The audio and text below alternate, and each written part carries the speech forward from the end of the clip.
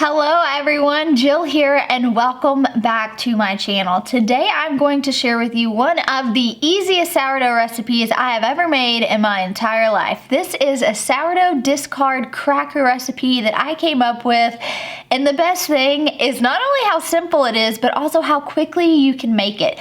In about 20 minutes you are completely done start to finish with this recipe, and if you are familiar with sourdough at all, you know that that is very quick. So like I mentioned, it's a sourdough discard recipe, so you don't have that long fermentation process, but it's super great if you're in a pinch. We do a lot of charcuterie here at our house, and so I like to make my own crackers. It is much more cost effective to do that, and I always have everything in the pantry. Not one time have I made crackers and had to go source out some of the supplies needed. So super easy, super versatile what you can do. So I'm going to walk you through the ingredients you are going to need and show you step by step just how easy this cracker recipe is and how easily it can be modified for your own personal taste buds and for what you're using them for. So first up, you're gonna need your sourdough discard. You do need about 200 grams of this, but if you're anything like me, I always have sourdough discard in the fridge, so this is a great opportunity to use some of that up and make a lot of crackers in bulk. So you got your sourdough discard.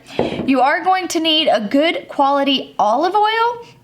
So for us, I really like to play around with flavors here. This is the Tuscan herb. I like to use the garlic. Sometimes I'll use the sage and mushroom. So if you have a preference on oil, it really does infuse into the cracker and makes the taste better. If you do not care about that, just a good quality extra virgin olive oil is gonna work just fine. You're gonna need some fine sea salt. We buy this from Redmond's. I've got a code for you guys I'll put up on the screen. You're gonna need a bowl, that way we can put everything into it. You'll need your kitchen scale. And then you're gonna need whatever herbs or seasoning that you intend to flavor your crackers with. So here I have an everything bagel seasoning. Now this is super generic because I always have a bulk amount of this, but you can literally do whatever you want. You can do, you can add shredded cheese to it and have cheese crackers. You can add flax seeds and hemp seeds and a lot of other different additives like that, which would be a good dense cracker, kind of like a Triscuit. But I find for charcuterie, we're usually always just going with something super simple and basic. And depending on the soup that I'm making, which is a lot of times that I'm throwing together this recipe, I will try to pick a seasoning that works well with the flavor or the type of soup that I'm making as well. So now that you have all your ingredients, you're gonna take your bowl and we are going to dive into this recipe. So you will be working in the gram metric. So you're gonna put your bowl on your kitchen scale and make sure that you are working within that metrics of grams. You're gonna take your sourdough discard and just pour that in there. Now you could easily double this recipe. You could easily cut this recipe back. And so for me, I just usually will use up whatever discard I have in the fridge and just make a big batch. Now you're going to add your 2 tablespoons of whatever oil of your choice. I am totally just gonna eyeball this of what I think is 2 tablespoons. And a little note to add, if you start working with this and you realize that it is just too oily, it's too wet, you could easily just add, a teaspoon at a time of flour to get it to that right texture. And then the opposite of that, right? If it's too dry, you could easily add a tablespoon or a teaspoon at a time of oil to kind of make it, a little bit wetter. So definitely know that there's a lot of freedom there. Now we're just gonna zero out our scale and we're gonna add 2 grams of fine sea salt.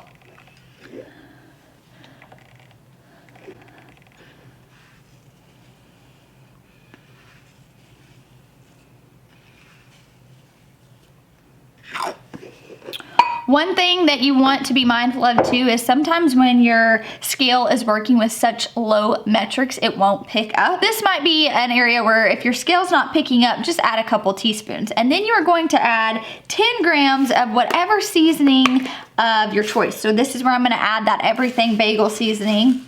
And go ahead and add 10 grams. I added a little more because I really prefer the everything bagel. I just think it's really beautiful when it's, in a cracker, and I really prefer the taste. So even though it says 10 grams, you can really kind of play around with this how you want. So I added about 20, and now we're just gonna mix it together really well.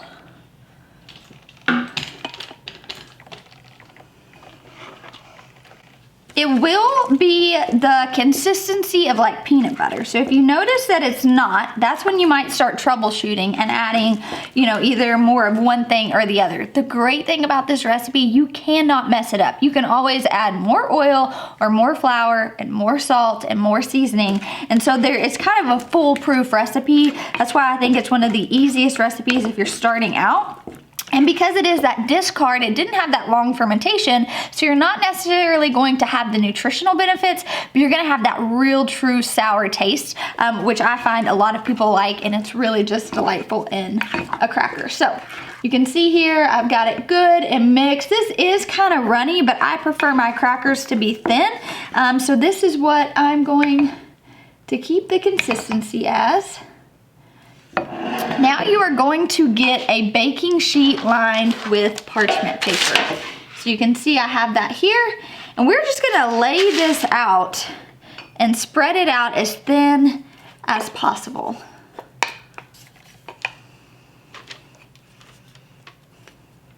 You guys, it smells really good between the seasoning and the oil. This smells delightful. Alrighty. So you can make this as thin or as thick as you'd like. There are a couple things to take note of though. If you're wanting a thicker cracker, you are gonna have to alter how long you leave it in the oven for. So I'm going to be thinly spreading mine, and I'm gonna keep them in about 15 to 20 minutes. So if you wanna make them thicker, totally fine. Just know you are gonna have to bake the cracker a little bit longer to make sure that it's well and done. So now we are just gonna go through and we are going to spread this out really thin.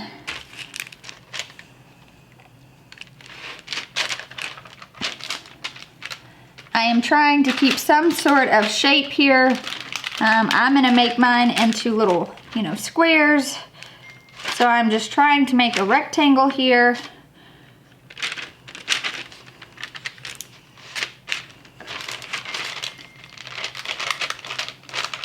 All right, so you'll go ahead and preheat your oven to 350 degrees Fahrenheit. I do recommend doing that at the beginning of this. That way your oven is preheated by the time that you're done, and you can immediately just pop it in the oven.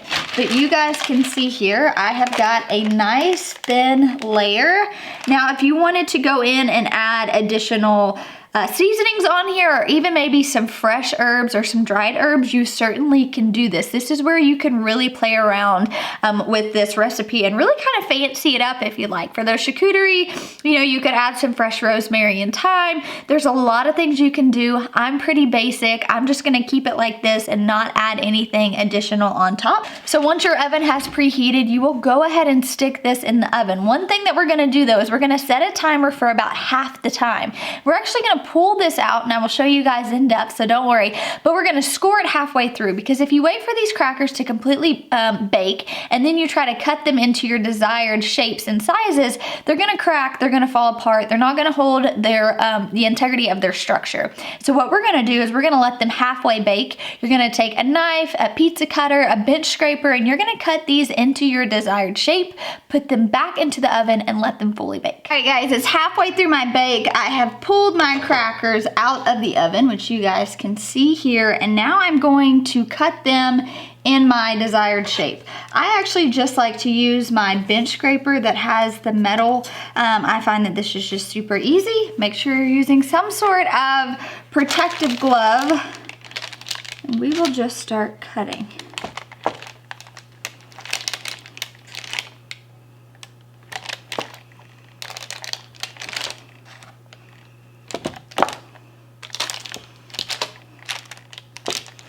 Now, I have found from experience, I make these kind of quick cuts and I go back in here because trying to break these afterwards is kind of a pain.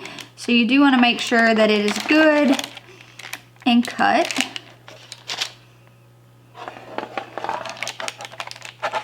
Like I mentioned, I'm pretty basic, and so I am just cutting these in your standard little squares because that is what my family is going to use them for.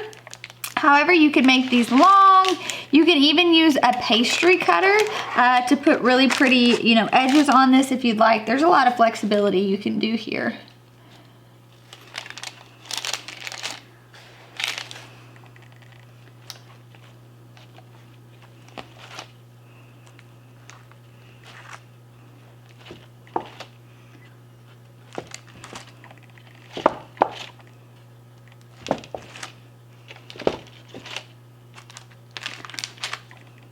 Alright, so now you guys can see here, I've cut these all into my desired squares. They're going to go back into the oven for the remainder of time.